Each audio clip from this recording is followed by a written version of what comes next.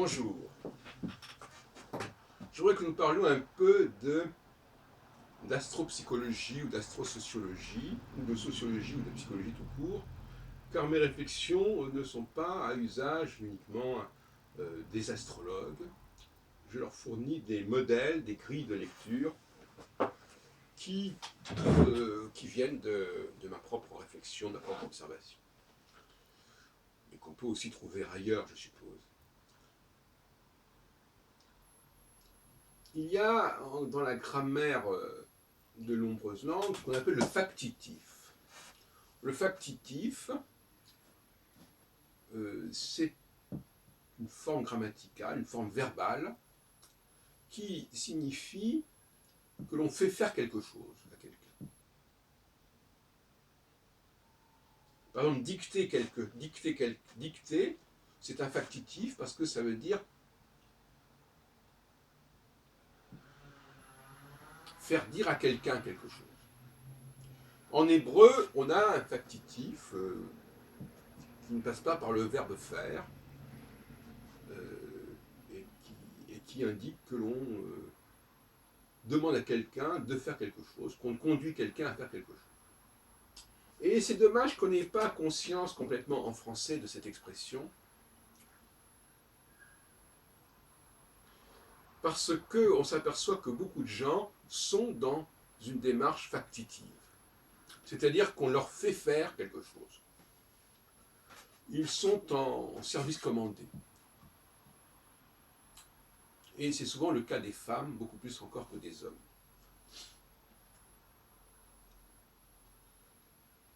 D'ailleurs, on dit parfois regarde ce que tu m'as fait faire. Ou je ne te le fais pas dire. Le verbe faire est un verbe très intéressant, non seulement dans le je fais, mais dans le je fais faire. Et si on a l'idée en tête de se faire faire, de ce factitif,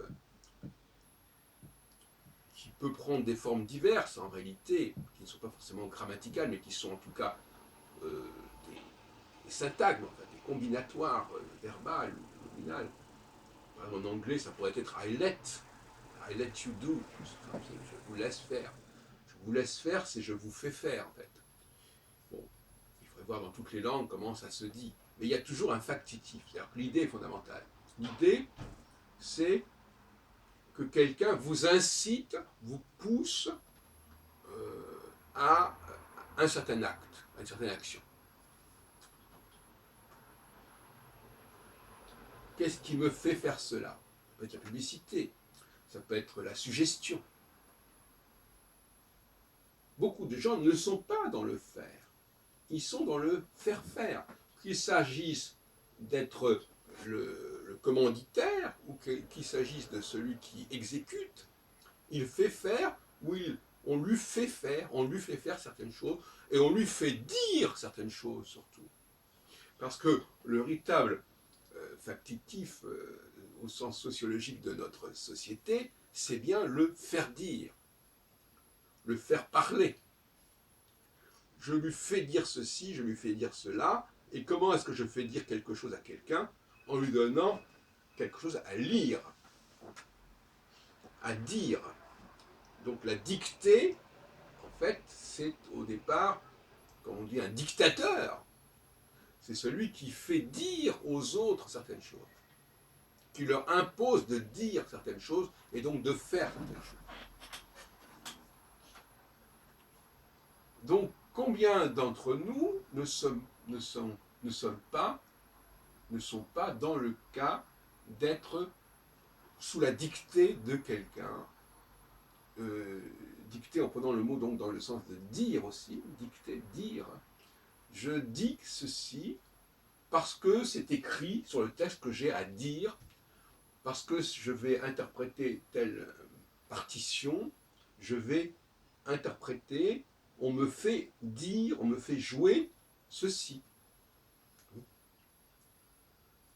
Maintenant, il y a ceux qui ne sont pas dans ce cas-là, qui sont non pas ceux à qui l'on fait faire quelque chose, mais ceux qui font faire quelque chose aux autres. De toute façon, disons globalement, on est soit d'un côté, soit de l'autre de la barrière.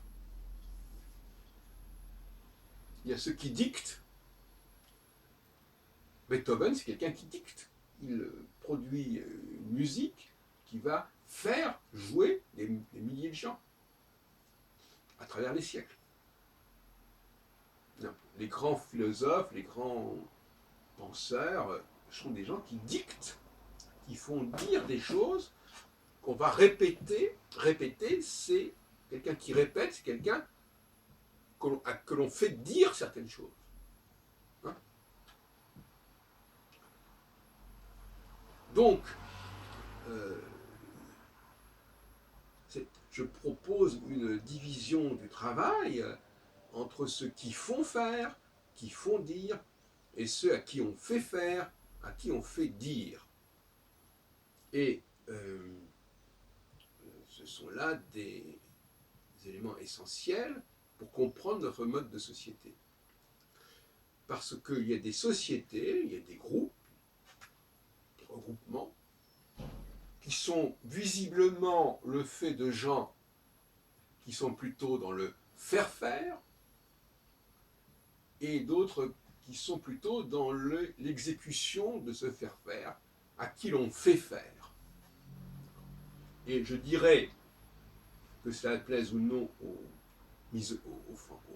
féministes, qui pourraient nous traiter de misogynes, parce que l'on précise les choses, parce qu'on refuse certaines chimères, les femmes sont plutôt des personnes à qui l'on fait faire. Ça se voit déjà dans la Bible, la femme est née pour aider l'homme. Et qu'est-ce que c'est qu'aider quelqu'un? C'est quelqu'un à qui l'on fait faire. Si je fais faire le ménage par une aide ménagère, je lui fais faire. Et je le lui fais faire à ma place. De la même façon, et là c'est intéressant parce qu'on arrive au niveau du subconscient, notre organisme, notre anatomie, elle est là pour faire des choses que l'on n'a pas envie de faire consciemment et de se polariser et qui ne dépendent pas de notre conscience, qui sont de l'ordre de la subconscience. Donc là aussi, nous faisons faire des actes dont nous ne voulons pas nous charger la tête par notre organisme. De même que dans un processus lié à l'immigration, aux travailleurs étrangers, on leur fait faire des choses qu'on n'a pas envie de faire. Donc faire, c'est transmettre, c'est se décharger sur l'autre de ce qu'on n'a plus envie de faire et donc que l'on va faire dire. De toute façon, le dire est de plus en plus un faire.